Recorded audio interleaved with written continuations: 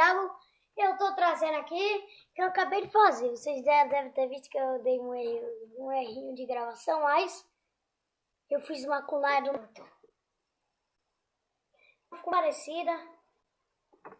Isso aqui foi feito com barbante. Pra aparecer, ó. Isso aqui foi feito com tinta preta. Isso aqui é de papel, pessoal. De papel. De papel, ó.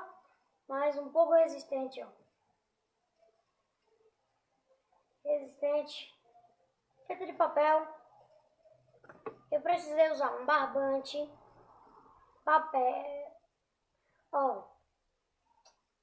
Três papéis. Me esqueci, mas eu acho que... Pera aí, pessoal. Não, 2 papéis só. 2 folhas de papel. Cola.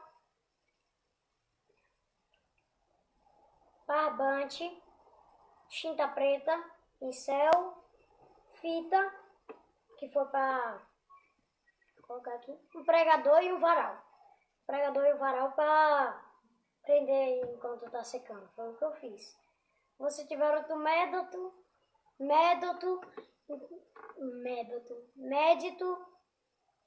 de fazer sua kunai, eu fiz com... Esqueci o nome, mas eu tentei fazer a do The Master Inventions e a do Tubulamudo. Foi o que eu entendi.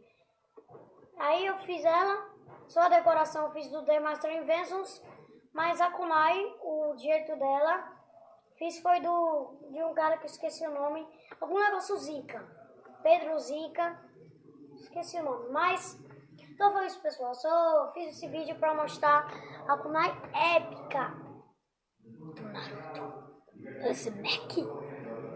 Eu não sei como fazer a edição do Naruto com a kunai na mão, mas eu sei que isso aqui é uma katana.